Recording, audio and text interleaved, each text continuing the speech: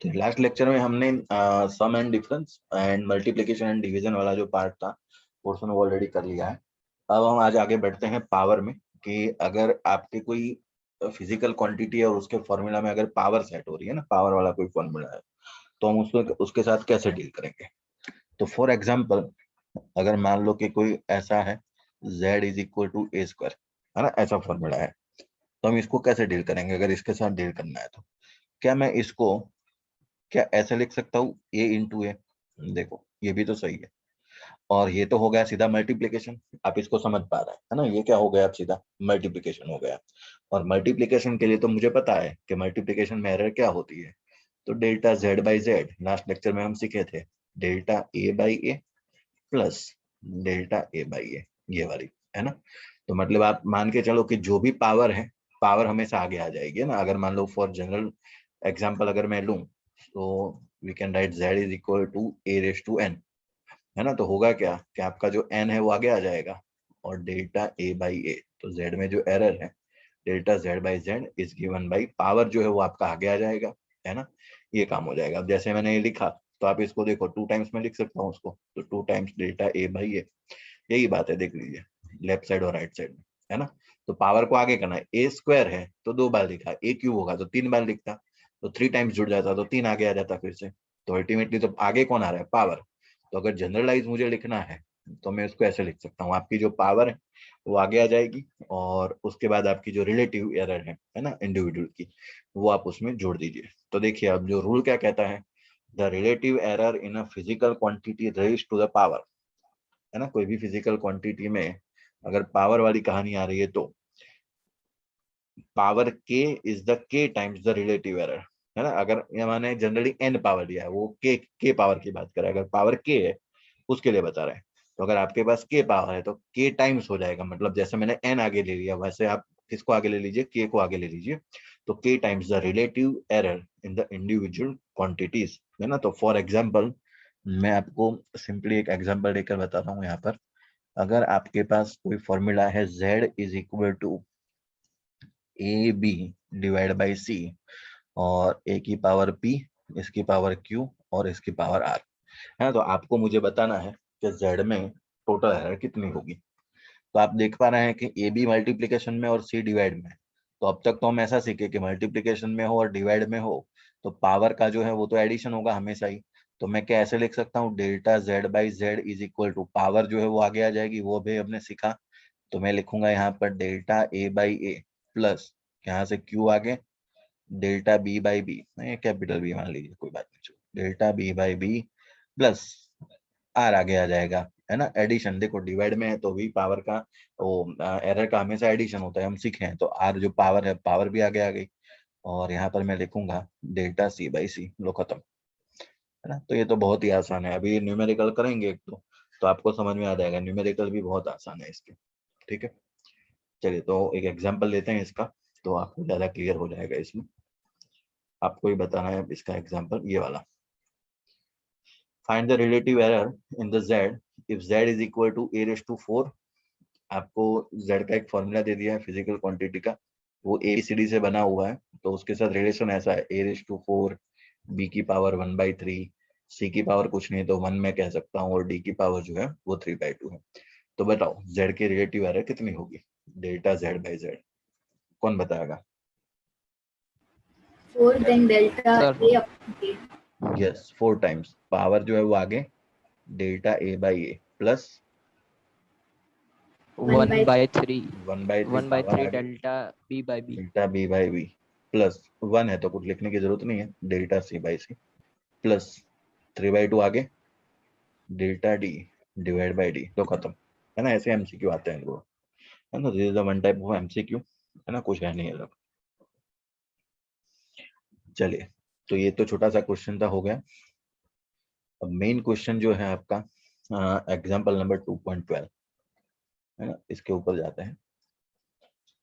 ये रहा, बाकी फिर बीच में जो बचे हैं वो एक दो हमने लास्ट लेक्चर में किए थे, और एक दो जो बचे हैं वो आज कर लेते हैं।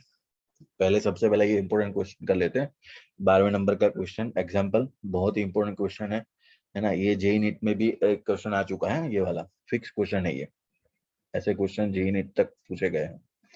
तो देखो time period of oscillation of a simple pendulum है ना, सिंपल पेंडुलम की बात कर रहा हूँ। सिंपल पेंडुलम आपने देखा होगा ऐसे वाला है ना, जो पुरानी वाली घड़ी में ऐसे ऐसे ऐसे हो रहा होता है ना, दिस इज सिंपल पेंडुलम। आप ये 14 नंबर के चैप्टर में 11 स्टैंडर्ड में पढ़ने वाले हैं ना, सिंपल पेंडुलम पढ़ेंगे जब आप सिंपल हार्मोनिक मोशन पढ़ेंगे।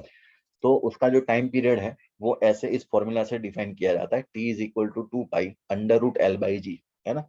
ये अंडर रूट एल में जो एल होती है ना वो लेंथ होती है एक्चुअल में, है ना। ये जो आपका हाँ सर्कल वाला जो पार्ट है, मतलब स्पीयर जो है ना वो जो लगा हुआ है वहां तक की लेंथ है एल।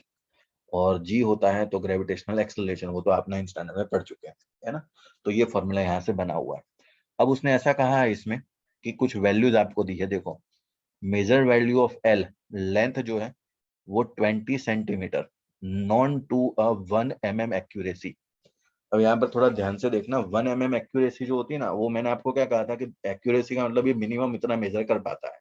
तो उसका मतलब कि लेंथ में उसको इतनी लिस्ट काउंट एरर मिलेगी ना। लिस्ट काउंट की बात करी थी हमने, लिस्ट काउंट क्या होता है, कोई भी इंस्ट्रूमेंट है वो हमारा मिनिमम कितना मेजर कर पाता है, उतनी मिनिमम उसकी एरर आ सकती है। तो उतनी एक्यूरेसी कितनी है उसकी, 1 mm तक। तो अब इसकी एरर भी कितनी आ सकती है, 1 mm तक, है ना। और 1 mm को अगर सेंटीमीटर में कन्वर्ट करे तो वो 0.1 सेंटीमीटर होता है। ठीक है, क्योंकि एक्चुअल में देखो आप जब भी फॉर्मूला यूज करो ना तो सभी यूनिट सेम होने चाहिए, अगर सेंटीमीटर ऊपर है तो नीचे भी सेंटीमीटर चाहिए। फिर उसके बाद टाइम के लिए कहा है कि time for 100 oscillation of the pendulum is found to be 19 second using a wrist watch of a 1 second resolution, है ना। एक रिस्ट वॉच लेकर कोई खड़े हैं और वो उसका टाइम मेजर कर रहा है कि एक आपका जो पेंडुलम है वो यहाँ जाकर यह वापस आया, है ना। तो ऐसे करके उसने कितने ऑसिलेशन गिने, 100 ऑसिलेशन। तो उसने नंबर ऑफ ऑसिलेशन 100 गिने और उसके लिए उसका जो टोटल टाइम है वो 90 सेकंड लग रहा है ना। 100 ऑसिलेशन ऐसे गिने तो 100 ऑसिलेशन तक उसने काउंट किया और जो टोटल टाइम हुआ रिस्ट वॉच में वो कितना हुआ, 90 सेकंड। और उसका रिजोल्यूशन दिया है, रिजोल्यूशन मतलब वही 1 सेकंड का मिनिमम उसका पार्ट है। 1 सेकंड के बाद 2 सेकंड, 3 सेकंड, 4, ऐसे है ना। 1 और 2 सेकंड के बीच का टाइम वो दिखा नहीं रही है घड़ी आपकी, तो उसका मतलब कि मिनिमम उसकी जो लिस्ट काउंट एरर है वो लिस्ट काउंट एरर हो जाएगी आपकी 1 सेकंड, है ना, ये कहता है। तो आपको पूछा है what is the accuracy in the determination of G, ठीक है। तो आपको फॉर्मूला में जो जी है ना उसको सबसे पहले तो सब्जेक्ट बनाना पड़ेगा। अब सब पहली बार आप थोड़ा देख रहे हैं तो ध्यान से देखो ये फॉर्मूला बनाया कैसे जाता है। T is equal to 2 pi under root L by G आपको दिया गया है। अब जो एरर होती है ना वो हमेशा ही वेरिएबल में, मतलब जो मेजर वैल्यू होती है ना उसमें आती है, कांस्टेंट में कभी एरर नहीं आती। एक चीज याद रखना, जो मेजर्ड वैल्यू होती है। तो आपको जी को सब्जेक्ट बनाना है तो यहाँ से अंडर रूट निकाल दीजिए। जैसे ही स्क्वायर रूट निकालेंगे तो उस टाइम दोनों साइड क्या हो जाएगा, स्क्वायर। तो मैं यहाँ से लिखता हूँ टी स्क्वायर 2 पाई स्क्वायर मतलब 4 pi square L by G. और अगर जी को सब्जेक्ट बनाया जाए तो G is equal to 4 pi square L by T square. Okay, तो ये हो गया जी का फॉर्मूला आपका। अगर आप इसमें ध्यान से देखें तो जो वैल्यू है वो मेजर किसकी की गई है, एल और टी की। यहाँ से जी के द्वारा निकालनी है आपको। तो आप यहाँ देख पा रहे हैं जो 4 पाई स्क्वायर है ना वो तो कांस्टेंट है, इसका कुछ नहीं होता। उसमें कहाँ एरर आएगी, वो तो कांस्टेंट है। तो आप उसको निकाल ही दीजिए।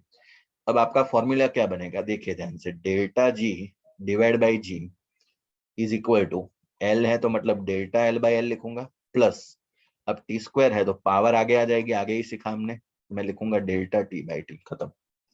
सभी वैल्यू आपको क्वेश्चन में दी गई है, सभी वैल्यू पुट करो और परसेंटेज में निकालना है तो मल्टीप्लाई बाय 100 करो, आपका आंसर आ जाएगा।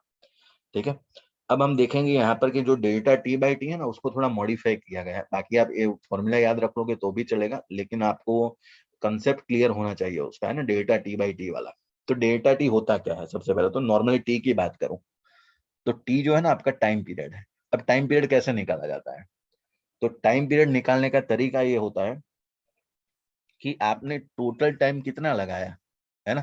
तो यहाँ पर उसने कहा 90 सेकंड है, टोटल टाइम आप कितना लगा रहे हैं, डिवाइड बाई आपने कितने नंबर ऑफ ऑसिलेशन किए। टाइम पीरियड होता क्या है, एक ऑसिलेशन करने के लिए लगने वाला टाइम। अगर सर्कुलर मोशन हो रही है तो एक सर्कल घूमने में कितना टाइम लगा रहा है उसको टाइम पीरियड कहा जाता है ना। या फिर एक वेव फॉर्म, आप ऑल्टरनेटिंग करंट पढ़ेंगे या फिर एसएचएम एंड वेव पढ़ेंगे तब 15 नंबर के चैप्टर में। तो एक वेव को कंप्लीट साइकिल कंप्लीट करने में कितना टाइम लगता है उसको टाइम पीरियड कहते हैं ना। तो आप ये साउंड वेव में 9th चैप्टर में 9th स्टैंडर्ड में सीखे होंगे ये। तो time period is nothing but एक ऑसिलेशन। यहाँ पर क्या कर रहे हैं हम, ऑसिलेशन कर रहे हैं, तो एक ऑसिलेशन होने के लिए लगने वाला टाइम उसको कहा जाता है टाइम पीरियड। अब देखो ध्यान से, उसने कितना टाइम लगाया है, टोटल टाइम जो है वो, अब टोटल टाइम उसने कितना लगाया यहाँ पर, 90 सेकंड यहाँ से, है ना, और उसमें कितने ऑसिलेशन किए, तो डिवाइड बाय एन से मुझे उसको डिवाइड मार देना चाहिए उसको, है ना, तो टी डिवाइड बाय एन ये हो गया आपका। अब मैं उसको डेल्टा में वेरिएशन करूंगा, नंबर ऑफ ऑसिलेशन है, ठीक है, डिवाइड बाय ये उसने कितने नंबर ऑफ ऑसिलेशन किए, ये time divide by number of oscillation. अगर इसमें एरर निकालनी है तो मैं इसको ऐसे लिखूंगा, देखना है डेल्टा टी, ये डेल्टा टी टाइम, और एन में कोई चेंज नहीं किया, देखो ये एन में थोड़ी चेंज आता है, नंबर में। आप समझ रहे हैं, नंबर में कोई वेरिएशन आए ऐसा पॉसिबल नहीं है। अब तुम एक ऑसिलेशन, दो ऑसिलेशन, तीन, चार, पांच ऐसा गिनोगे, उसमें थोड़ी वेरिएशन आएगा, उसमें वेरिएशन आपका पॉसिबल नहीं है। तो ये टी का फॉर्मूला बन गया सामने, as it is delta T का फॉर्मूला बन गया। लेकिन मुझे तो क्या चाहिए, मेरे फॉर्मूला में तो डेल्टा टी बाई टी है, तो मैं लिख दूंगा यहाँ पर डेल्टा टी बाई टी, है ना, तो एन से एन तो कैंसिल हो गया, तो मैं यहाँ से लिखूंगा delta T divide by small T, है ना, बस खत्म। देखो ये जो फॉर्मूला है ना, ये आप सीधा याद रख लो तो भी कोई प्रॉब्लम नहीं है, लेकिन ये आपको कंसेप्ट क्लियर होना चाहिए कि ये फॉर्मूला यहाँ से बना हुआ है ना, इसका मीनिंग ये होता है। बाकी आप सीधा delta T by T small T लिख देंगे तो कोई फर्क नहीं पड़ेगा यहाँ पर। चलिए अब सभी वैल्यूज को आप ध्यान से देखो, तो मैं पहले उस वैल्यूज को मेंशन कर देता हूँ यहाँ पर। चलो डेल्टा एल क्या है, तो लेंथ में देखो आप, एक्यूरेसी कितनी है उसकी, 1 mm, है ना, तो उसको मैं 0.1 लिखूंगा सेंटीमीटर। 1 mm, तो 1 mm चलेगा नहीं, क्यों, क्योंकि लेंथ तो उसने 20 सेंटीमीटर में दी है, तो मुझे इसको सेंटीमीटर में कन्वर्ट करना चाहिए, और सेंटीमीटर में जब भी कन्वर्ट करूंगा तो मुझे पता है 1 mm is nothing but 0.1 centimetre. Length कितनी मेजर कर रहे हैं आप, तो लेंथ जो है वो 20 सेंटीमीटर, इसमें कोई प्रॉब्लम नहीं है। फिर उसके बाद डेल्टा टी, डेल्टा टी क्या है बताओ इसमें, जब समझ में आ गया है तो, रिजोल्यूशन आपका 1 1 सेकंड, है ना, इतना एरर आ सकता है, 1 second, very good. And T time कितना टाइम है, 90 सेकेंड्स। 90 second, yes 90 second. देखो आपको ये समझ में आया एक चीज के, उसने जो 100 ऑसिलेशन से नंबर ऑफ ऑसिलेशन उसका कुछ काम ही नहीं है, क्योंकि एन तो कैंसिल हो गया ना, देखो ये वाला एन और ये वाला एन, वो तो रेशियो लिया तब कैंसिल हो गया है ना। तो कभी भी ये जेई नीट में याद रखना, ऐसे कंफ्यूज कर देते हैं, ऑसिलेशन जो है वो चेंज कर देते हैं नंबर, उससे कोई फर्क नहीं पड़ता है ना। आपको तो ये सीधा फॉर्मूला याद रख लोगे तो भी आपका आंसर सही आ जाने वाला है ना, ये तो आपको कंसेप्ट याद होना चाहिए बस। तो बस अभी तो मैं सारी वैल्यू पुट कर देता हूँ, आंसर आ चुका है मेरा, डेल्टा जी बाई जी। बताओ डेल्टा एल की जो वैल्यू है वो है 0.1, और लेंथ है 20 सेंटीमीटर, प्लस 2 पावर आ गया ही थी डेल्टा टी, डेल्टा टी कितना है 1 सेकंड डिवाइड बाई 90। चलिए जो भी आंसर आए वो बताइए, और उसके बाद ये तो आपका रिलेटिव आया ना delta G by G, percentage में अगर निकालना है तो delta G by G multiply by 100 कीजिए, तो आपका परसेंटेज वो निकल जाएगा यहाँ से। चलिए बता दीजिए जब सॉल्व करके थोड़ा। अभी जो डेल्टा जी बाई जी है उसका एग्जैक्ट आंसर जो है ना आपका वो 0.027 करके आया होगा, है ना, और आप उसको मल्टीप्लाई बाय 100 करेंगे तो 2.7%, अगर आप बुक में देखेंगे तो अप्रोक्सीमेटली 3% आपका आंसर जो है वो दिया गया है ना। तो ये हो गया आपका न्यूमेरिकल कंप्लीट।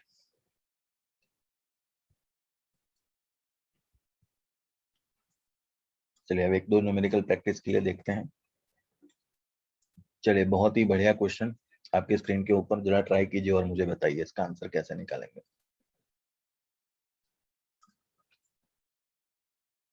देखो ये आंसर बहुत ही आसान है निकालना, आपको ऑलरेडी परसेंटेज एरर दी है तो आपको कोई भी मतलब मेहनत करनी नहीं है इसमें। तो फाइनल एरर जो निकालनी है डब्ल्यू में, तो आप ऐसे निकाल देंगे, ऐसे फॉर्मूला बनता है delta W by W multiply by 100, तो सीधा परसेंटेज हो जाएगा। पावर जो है वो आगे आ जाएगी a⁴ में से, और ए की जो परसेंटेज एरर है delta A by A multiply by 100, ये आपको डायरेक्टली गिवन है, प्लस वैसे बी की पावर जो 3 है वो 3 आगे आ जाएगा, और आप लिखेंगे delta B by B multiply by 100, plus 1/3 आगे आ जाएगा, और यहाँ से delta C by C multiply by 100, plus D की पावर 1/2 में से 1/2 आगे, और उसके बाद delta D divide by D multiply by 100, ये जो है ब्रैकेट में लिखा हुआ वो सभी आपकी परसेंटेज एरर है, और परसेंटेज एरर आपको डेटा में दी गया है। तो 4 ए की कितनी एरर है 1%, तो यहाँ से 1% प्लस 3 बी में कितना है 3% प्लस 1/3 सी में कितना है 3% प्लस 1/2 और यहाँ पर है 4%। चारों को मिला लो, ये 4% प्लस ये 9% प्लस ये 1% प्लस ये 2%, तो हो गया आपका आंसर। ये हो गया 9, 9 और 3 12, 12 और 4 16, 16% इज योर फाइनल आंसर, है ना। तो बहुत ही आसान क्वेश्चन, ये क्वेश्चन आपको नीट लेवल पर मिल जाएगा ना, नीट लेवल में ऐसे क्वेश्चन बहुत पूछे जाते हैं। चलिए नेक्स्ट क्वेश्चन इज,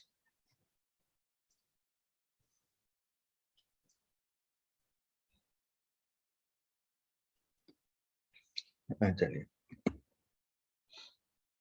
ये बाकी था क्वेश्चन शायद हमारा।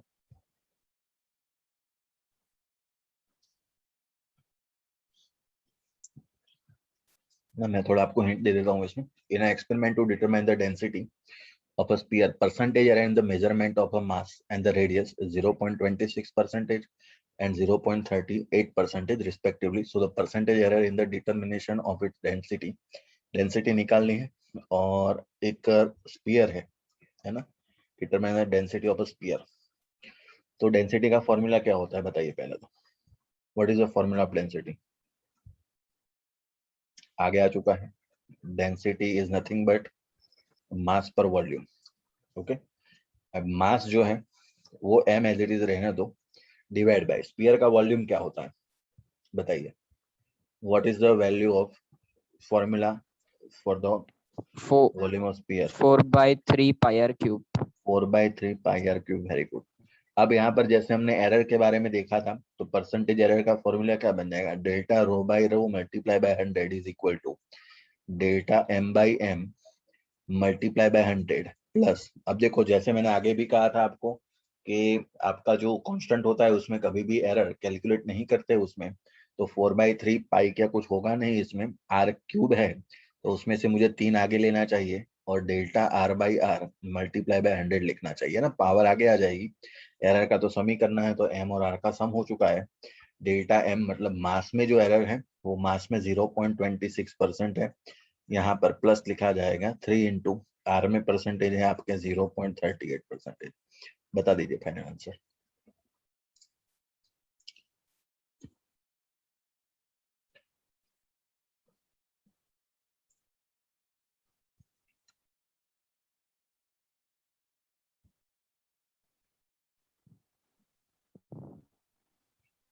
सर 1.40। 1.40, yes right. दोनों को मिला लीजिए यहाँ कैलकुलेटर से, तो आपका जो है फाइनल आंसर आ जाएगा यहाँ से।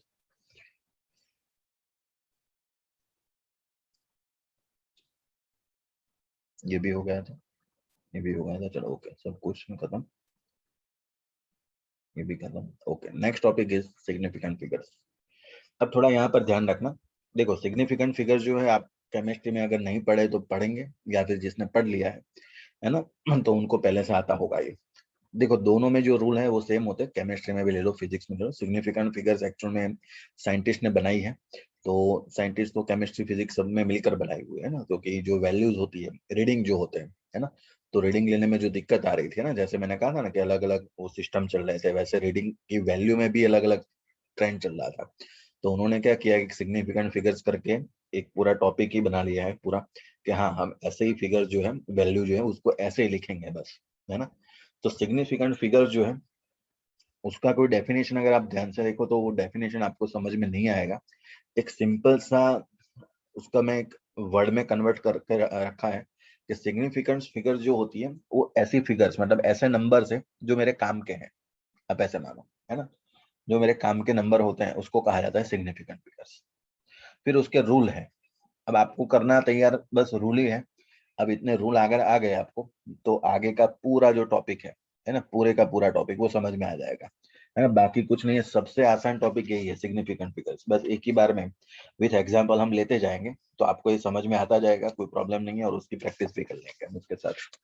चलिए तो स्टार्ट करते हैं। सबसे पहले तो सबसे पहला जो रूल है all the non zero digits are significant.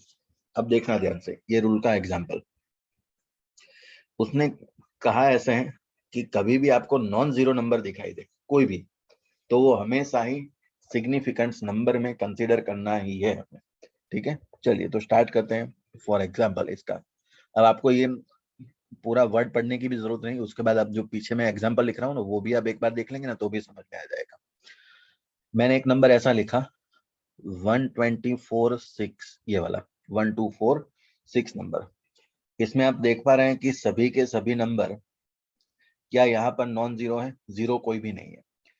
तो इसमें 1, 2, 4 and 6 all numbers are significant, then the total number of significants in this number is 4, है ना। टोटल इसमें 4 नंबर जो है वो सिग्निफिकेंट एसएफ कहे जाएंगे, है ना। सिग्निफिकेंट फिगर्स को आप शॉर्ट में एसएफ लिख सकते हैं ना। तो यहाँ पर एसएफ कितने हुए आपके, 4 हुए, है ना। 1, 2, 4, 6 टोटल नंबर 4 हुए ऐसे। अगर ऐसी कोई कहानी है 12.36, है, डेसिमल प्लेस की भी मैं बात कर रहा हूँ साथ साथ में, क्योंकि अभी आगे डेसिमल प्लेस वाला कुछ अलग चलेगा, इसलिए मैं इसको साथ में यहाँ पर ही ले रहा हूँ, है ना। तो ये कंफ्यूजन क्रिएट ना हो आपको कुछ। 12.36 में जितने भी डेसिमल की भी साथ में बात हो जाएगी इसमें, तो कभी भी कोई भी नंबर आपका नॉन जीरो है तो सभी सिग्निफिकेंट होंगे। तो यहाँ 1, 2, 3, 6 ये चारों नंबर है वो नॉन जीरो दिख रहा है। इसका मतलब इसके जो एसएफ है वो कितने हुए, टोटल 4 हो रहा है। ठीक है, उसके बाद second rule, all the zeros between two non zero digits are significant. ऐसे नंबर जो नॉन जीरो डिजिट के बीच में आए, अगर मान लो कि कोई जीरो नॉन जीरो नंबर है उसके बीच में आ जाए, तो आपको उसको सिग्निफिकेंट फिगर्स जो है वो कंसिडर करना है ना। फिर where the decimal point is, if at all, ऐसा लिखा हुआ है। फिर कोई मैटर रखता नहीं है कि डेसिमल प्लेस हो कि ना हो, है ना। यहाँ पर ऐसे याद रखना है आपको। चलिए तो मैं आपको यहाँ पर ऐसे रूल को अप्लाई करूंगा। 120046 ऐसे है। तो अगर आप देख पा रहे हैं तो एक नंबर 2 है और एक नंबर 4 है, उन दोनों के बीच में ये आपका डबल जीरो दिख रहा है ना। तो ये जो 0 0 बीच में है, अब आप इसको भी सिग्निफिकेंट फिगर कंसिडर करेंगे। क्यों? क्योंकि वो दो नॉन जीरो नंबर के बीच में आ रहा है ना। तो टोटल नंबर देखो कितने हुए, 1, 2, 3, 4, 5, 6। तो यहाँ पर कितने बन रहे हैं आपके, ऐसे 6 बन रहा है। उसके बाद डेसिमल प्लेस के लिए भी मैं करवा देता हूँ। अगर मान लो ऐसा है 1.0023 ऐसे करके नंबर है, तो आप देख पा रहे हैं कि यहाँ पर देखो 2 और 1 ये आपके कौन से नंबर है, नॉन जीरो। नॉन जीरो के बीच में 2 जीरो आ गए हैं, है ना। कितने भी जीरो आए नॉन जीरो के बीच में, यहाँ पर 2 है। तो नॉन जीरो के बीच में अगर जीरो आ जाए तो आपको उसको सिग्निफिकेंट फिगर्स कंसिडर करना है। तो 1, 2, 3, 4 और 5, तो यहाँ पर एसएफ जो है वो आपके बन रहे 5। चलिए उसके बाद नेक्स्ट, अब देखो if the number is less than 1, zero से अगर नंबर कम है, सॉरी 1 से अगर नंबर कम है, मतलब 0 पॉइंट समथिंग, है ना, 0 और 1 के बीच ऐसे करके। तो अगर एक से नंबर कम है, the zeros on the right of decimal point but to the left of the first non zero digit are not significant. अब सुनना ध्यान से, ये पढ़ने से जल्दी समझ में नहीं आएगा, सीधा एग्जाम्पल के ऊपर जाएंगे इसमें। वो कहना ये चाहता है कि आपका अगर नंबर लेस देन 1 हुआ, मतलब 0 पॉइंट समथिंग कुछ होगा, तो 0.002308, उसने जो एग्जाम्पल लिया वही मैं यहाँ पर लिख रहा हूँ। तो 0.002308, अब उसमें आपको देखना है इस वाली कहानी में कि सबसे पहला डिजिट कौन सा स्टार्ट होता है। तो मैंने यहाँ से देखा 0 0 0, यस यहाँ पर 2 चालू हुआ, तो उसके आगे के सभी जीरो जो है वो उसको आपको सिग्निफिकेंट फिगर्स कंसिडर नहीं करना है। तो इसके लिए 1, 2, 3, 4, है ना। ये देखो 3 और 8 के बीच में 0 आया तो वो तो कंसिडर करना ही है, पहला रूल।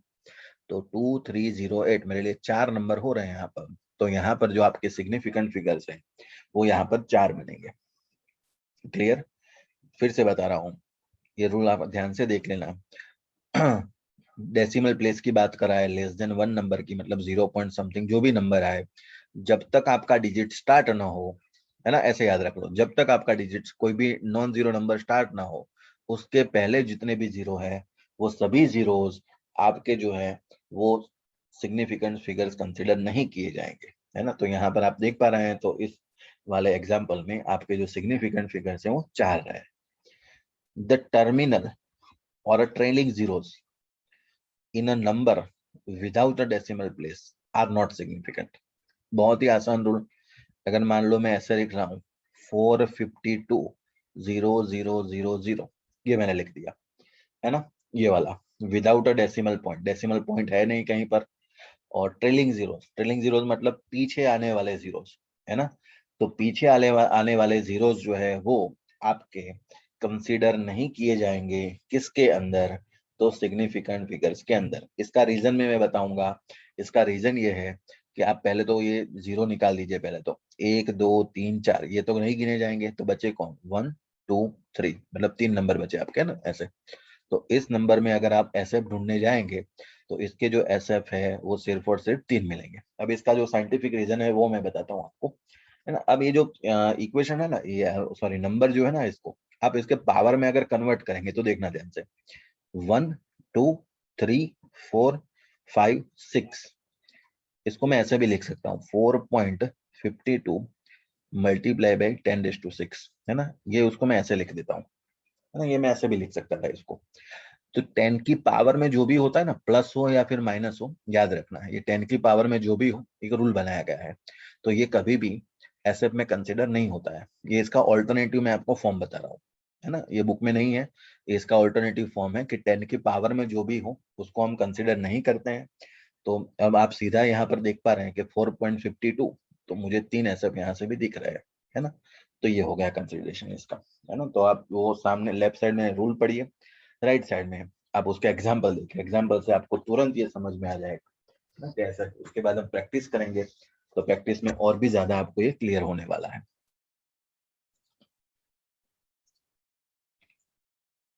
नेक्स्ट वन, लास्ट बचा है, उसके नीचे एग्जाम्पल है सभी। The trailing zeros in a number with a decimal point are significant. अब यहाँ पर एक ध्यान रखना, डेसिमल प्लेस के अंदर अगर आप ट्रेलिंग जीरो में जा रहे हैं, है ना, तब आपको उसको कंसिडर करना है। चलिए, डेसिमल प्लेस है तब आपको उसको कंसिडर करना है ना। अब देखो ये कहना क्या चाहता है और उसका रीजन भी क्या है, मैं वो भी रीजन के साथ बताऊंगा आपको। अगर आपके पास फॉर एग्जांपल ऐसी कोई वैल्यू है, मान लीजिए 2.500 मीटर, ऐसा, है ना। ये एक्चुअल में आप पीछे मीटर लिखा हुआ है, उसका मतलब आप ऐसा समझेंगे कि ये जो है वो कोई लेंथ मेजर की गई है, कि कोई ऐसा इंस्ट्रूमेंट है जिसकी मदद से आपने इसको मेजर किया है। अब वो जो इंस्ट्रूमेंट है वो आपका ये रीडिंग दे रहा है 2.500। इसका मीनिंग क्या है, ये जो इंस्ट्रूमेंट था आपका, वो इंस्ट्रूमेंट ये लास्ट डेसिमल प्लेस के बाद 1 2 3, ये तीनों डेसिमल प्लेस के बाद 3 डिजिट तक वो आपको आंसर दे सकता था। अब उसका रीडिंग जो 2.500 आया वो अकॉर्डिंग टू लेंथ आया है। अगर उसका रीडिंग ऐसा होता 2.512, तो भी ये तो आंसर देने वाला था, क्योंकि उसकी एक्यूरेसी, वो प्रिसीजन कहते हैं ना उसको, एक्यूरेसी और प्रिसीजन में मैंने बताया था कि कहाँ तक मेजर कर सकता है डेसिमल प्लेस के बाद। तो डेसिमल प्लेस के बाद तो 1 2 3 यहाँ तक मेजर कर सकता था, है ना। तो ये तो मेरे काम का नंबर हो रहा है ना। तो डेसिमल प्लेस में याद रखना, डेसिमल पॉइंट वाला जब भी आए तो डेसिमल प्लेस में ट्रेलिंग जीरोस है उसको भी आपको कंसिडर करना है। तो इसका मतलब कि इसके जो एसएफ है वो एसएफ आपके 4 बनेंगे, है ना। ये होते हैं। अब एक लास्ट जो है मैं आपको बता देता हूँ यहाँ पर ऐड करके, जब भी आप यूनिट का कन्वर्जन करें किसी भी नंबर का, तो यूनिट के कन्वर्जन में आपके सिग्निफिकेंट फिगर जो है वो कभी चेंज नहीं होते हैं। ठीक है, मैं बता देता हूँ कैसे। फॉर एग्जाम्पल, आपको अगर 123 मीटर ये मेजर किया है आपने, अब मैं मीटर को, अब इसमें आप देख पा रहे हैं तो इसके कितने एसएफ है, तो यहाँ पर मुझे दिख रहा है उसके सिग्निफिकेंट फिगर जो है वो 3 है। अगर मैं इसमें मीटर को सेंटीमीटर में कन्वर्ट करूं, तो आपको पता है कि 1 मीटर जो है वो 100 सेंटीमीटर के बराबर, तो मतलब इसको 123 उसके पीछे डबल जीरो लग जाएंगे, ये हो गए सेंटीमीटर। बताओ अब इसमें कितने ऐसे हुए, फिर से 3 हुए, ट्रेलिंग जीरो तो निकल गए। देखो मैंने क्या किया, यूनिट कन्वर्ट किया, लेकिन फिर भी यूनिट कन्वर्ट करने पर उसके एसएफ में कोई चेंज नहीं आया। अब किसी को ऐसा भी है कि सेंटीमीटर को मैं एमएम में भी कन्वर्ट कर दूं, तो 1 सेंटीमीटर मतलब 10 mm हो गए, तो इसको भी मल्टीप्लाई बाय 10 करना पड़ेगा। तो 1 2 3 0 0 0 ये हो गया आपका mm में कन्वर्जन। तो इसके भी कितने एसएफ हुए? 3, क्योंकि ट्रिलिंग जीरो जो है ना, ग्रेटर देन 1 वाले नंबर में हम गिनते ही नहीं है, तो 3 डेसिमल हो गए। तो आपको ये भी याद रखना है रूल कि जब भी आप यूनिट का कन्वर्जन करें, मीटर का सेंटीमीटर, सेंटीमीटर का एमएम, है ना, वैसे केजी का ग्राम, ऐसी बात है। तो जब भी आप यूनिट का कन्वर्जन करें तो आपके सिग्निफिकेंट फिगर्स के नंबर में कोई भी फर्क नहीं पड़ता है, वो आपको याद होना चाहिए।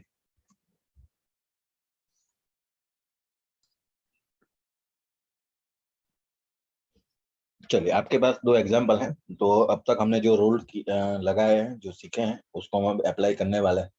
तो आपके पास 2 बढ़िया क्वेश्चन मैंने दिए, तो दोनों क्वेश्चन को चलो ध्यान से देखते हैं।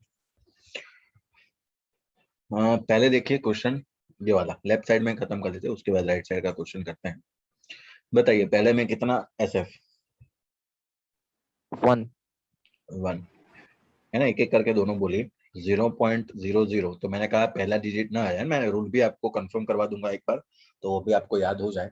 तो एक रूल हम ऐसा सीखे थे कि डेसिमल प्लेस में जब तक पहला नॉन जीरो नंबर ना आ जाए, डिजिट ना आ जाए, उससे आगे के जीरो जो है वो हम एसएफ में काउंट नहीं करेंगे। तो 003 एक ही आ रहा है, उसके आगे तो कुछ नहीं है, तो मतलब यहाँ पर तो आपका एसएफ जो है वो सिर्फ और सिर्फ 1 होगा। बताइए सेकंड। 3 3 नहीं, 4 होगा यहाँ पर। डेसिमल प्लेस के बाद दो थे ना ट्रेलिंग जीरो में, यहाँ ऊपर ही लिखा हुआ है, trailing zero in a number with a decimal point are significant. तो डेसिमल पॉइंट के पीछे के जो ट्रेलिंग जीरोस आते हैं, पीछे जितने भी हो, वो सभी है वो आपके, है ना, कंसिडर करने हैं। तो 1 2 3 4 यहाँ पर आपके जो एसएफ है वो 4 हो जाएंगे। उसके बाद नेक्स्ट 3 3, वेरी गुड। पावर जो है, मैंने कहा ना आपको पावर कंसिडर नहीं करनी है, तो 2.64, तो बचे कितने? 3। उसके बाद नेक्स्ट 4 वेरी गुड। 7.590 है ना, जो देखो उसमें उसमें ट्रेलिंग जीरो कंसिडर करना है, डेसिमल प्लेस की बात कर रहा हूँ, है ना, तो यहाँ पर आपको कंसिडर करने पड़ेंगे। उसके बाद बताइए नेक्स्ट 4 4। उसके बाद 4, वेरी गुड। नेक्स्ट 3.012।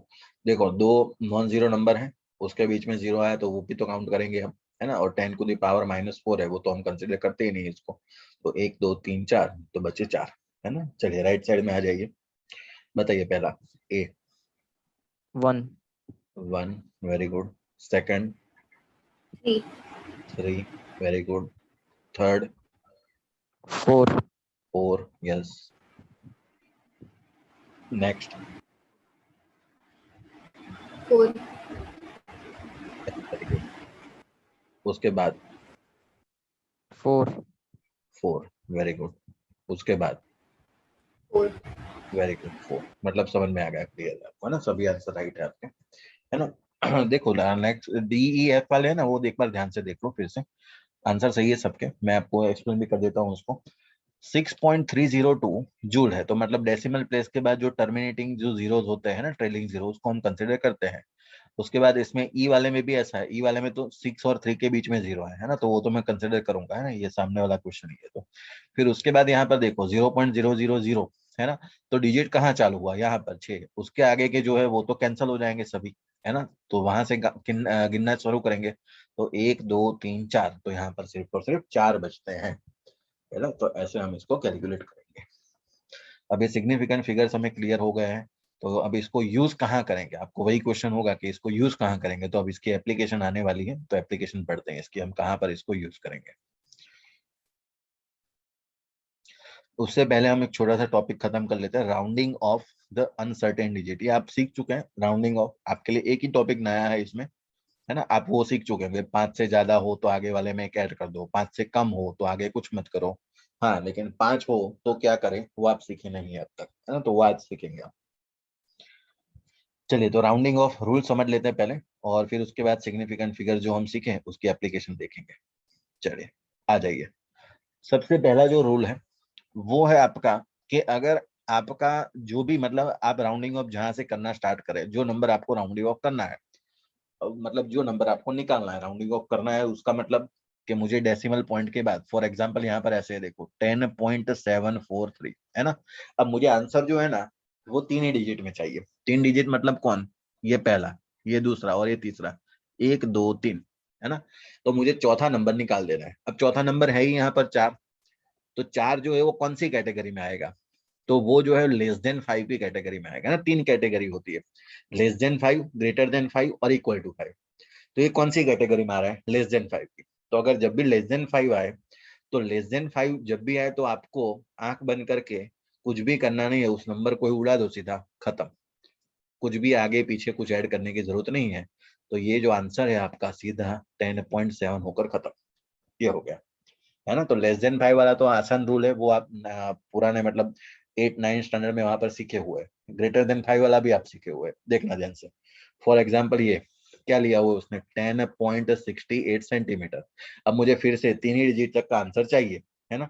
तो मुझे 3 डिजिट मतलब देखो, एक पहला डिजिट, दूसरा डिजिट और ये तीसरा, डेसिमल प्लेस के बाद है लेकिन डिजिट तो तीसरा ही है वो। तो मुझे चौथा डिजिट निकालना है। कौन सा डिजिट निकालना है, तो मुझे 8 निकालना है। अब 8 कौन सी कैटेगरी में आता है, तो 8 इज ग्रेटर देन 5।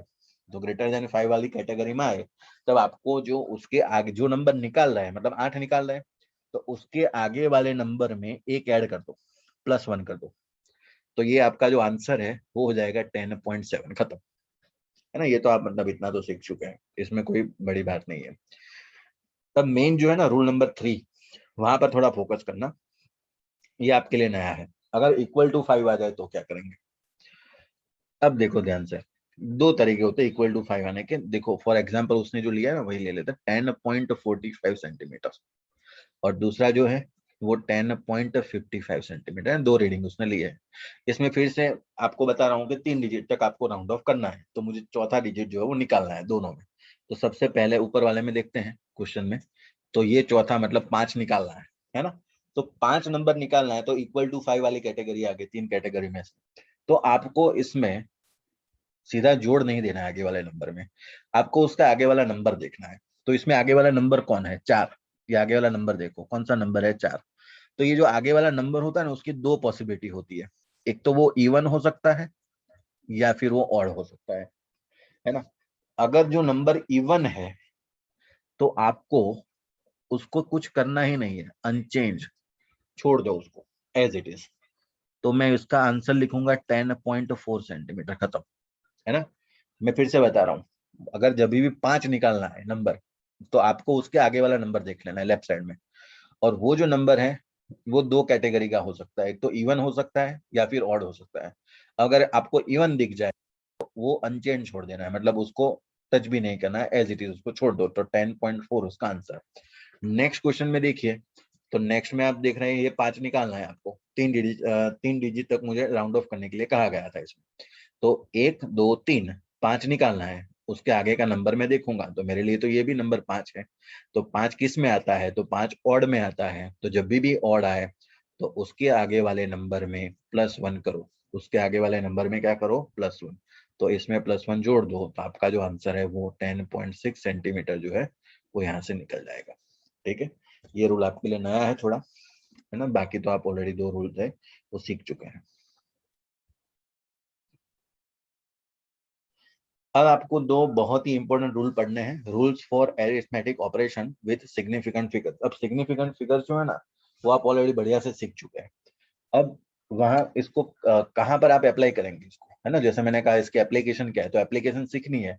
और ये चैप्टर में से मैक्सिमम टाइम क्या होता है कि राउंड ऑफ करके आपको दे देते हैं, आपको पता है नहीं जाता कि आपको राउंड ऑफ यहाँ तक करना है, वो आपको उस रूल के हिसाब से लगाना है। और सिग्निफिकेंट फिगर्स आपको ये समझ में आना चाहिए इस रूल को अप्लाई करने के लिए। तो सबसे पहले मल्टीप्लीकेशन एंड डिवीजन के लिए रूल है। तो रूल देखिए मल्टीप्लीकेशन और डिवीजन के लिए, है ना।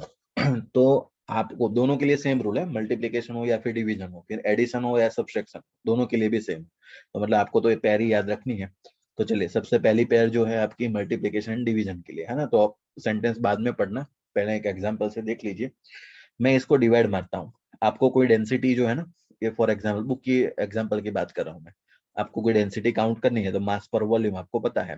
तो मास की जो वैल्यू है वो 4.237 है, डिवाइड बाई जो नीचे जो है आपका वॉल्यूम वो 2.51 है ना, ये ग्राम है और ग्राम पर सेंटीमीटर क्यूब समथिंग है। तो इसका कैलकुलेशन करके वो कैलकुलेटर में मुझे आंसर बताइए सबसे पहले, उसके बाद मैं आपको उसको एक्सप्लेन करता हूँ एग्जैक्ट आंसर। इसका रीडिंग क्या आता है कैलकुलेटर में? सर 1.688। 1.688। ओके, उसके आगे कोई डिजिट है क्या अभी? खत्म? सर 0 है। ओके, छोड़ दो, इतने तो बहुत हो गए। अब यस देखो सर। इसमें अगर एमसीक्यू में देखेंगे ना तो 4 ऑप्शन में ये आंसर ही नहीं होगा, है ना, कुछ अलग ही आंसर है। तो कैसे आंसर है? तो अब रूल के ऊपर आओ। रूल में क्या लिखा हुआ है कि the final result should retain, सुनना ध्यान से, है ना, उसको मैं फिर उसको एक्सप्लेन करता हूँ पूरा। Final result should retain as many significant figures are there in the original number with the least significant numbers. एक बार देखने से समझ में नहीं आता है आपका जो मल्टीप्लिकेशन या फिर डिवीजन है वो कौन से नंबर का कर रहा है। तो ये ऊपर का नंबर है और एक नीचे का नंबर है। ऊपर के नंबर में सिग्निफिकेंट फिगर्स कितने हैं बताइए? 4.237 में एसएफ कितने हैं? 4। 4। Very good. नीचे वाले नंबर में 3। 3। तो आपको मल्टीप्लिकेशन और डिवीजन में क्या देखना है कि सिग्निफिकेंट फिगर्स देख लीजिए सभी नंबर के, है ना, डेसिमल के आगे पीछे सभी के टोटल मार देने हैं। फिर उसमें से सबसे कम है, तो सबसे कम 4 और 3 में से कौन है? 3। तो आपके आंसर में भी 3 ही डिजिट दिखने चाहिए। तो 3 डिजिट तक आपको राउंड ऑफ करना है, इसका मतलब 1 2 3। तो आप कौन सा नंबर निकालेंगे बताओ? अब 8 नंबर निकालेंगे। Last second. यस। हाँ, तो 8 नंबर निकाला मैंने। अब 8 नंबर निकालने पर क्या कैसे राउंड ऑफ होता है? ग्रेटर देन 5 वाली कैटेगरी? 1.67। नहीं नहीं, 7 कहाँ से? एक बढ़ाना होता है, कम करा होगा। अरे सॉरी ग्रेटर सर, देन 5। 1.69। हाँ, ग्रेटर देन 5 वाली कैटेगरी याद करो, बहुत ही आसान वाली कैटेगरी सबसे पहली। तो आपको आगे वाले नंबर में क्या करना है? जोड़ देना है। तो 1.69 खत्म आंसर, है ना। ये मान लो पीछे उसका यूनिट जो भी है, जो भी यूनिट में दिया गया, मैं जनरली इसको यूज करता हूँ, जनरली डायरेक्ट लिख दिया मैंने इसको। क्या ये क्लियर है? सभी नंबर देखने हैं, है ना। फिर से बता रहा हूँ, यहाँ पर आपको मार्क करना है तो कर लेना ऑल नंबर्स, यहाँ पर ऑल सिग्निफिकेंट नंबर्स। उसमें से कौन से सिलेक्ट करने हैं? लिस्ट, मतलब कम से कम वाले।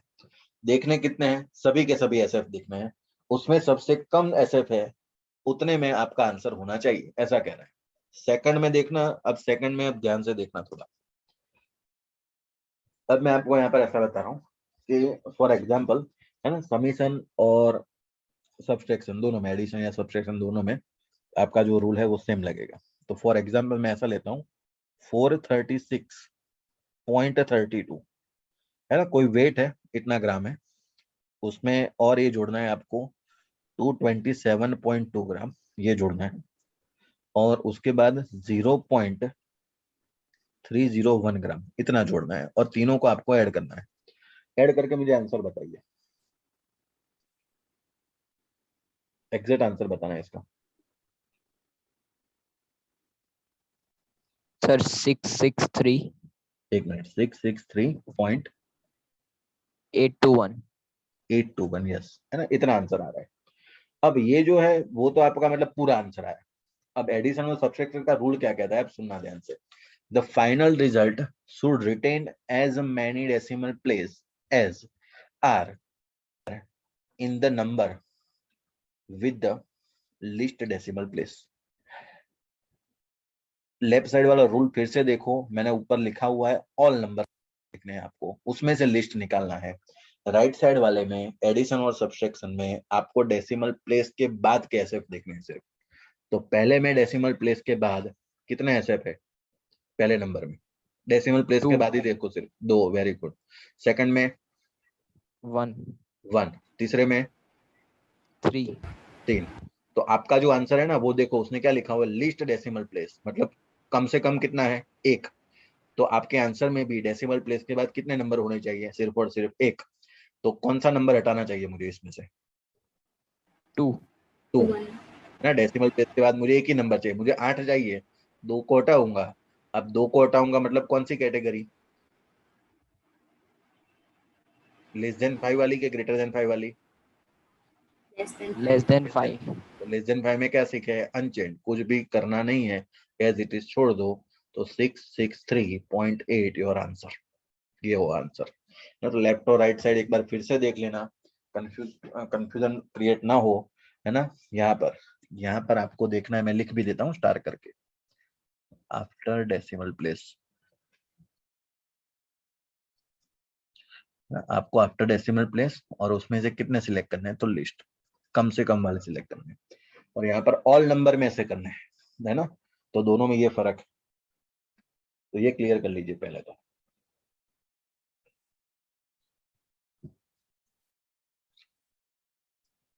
चलिए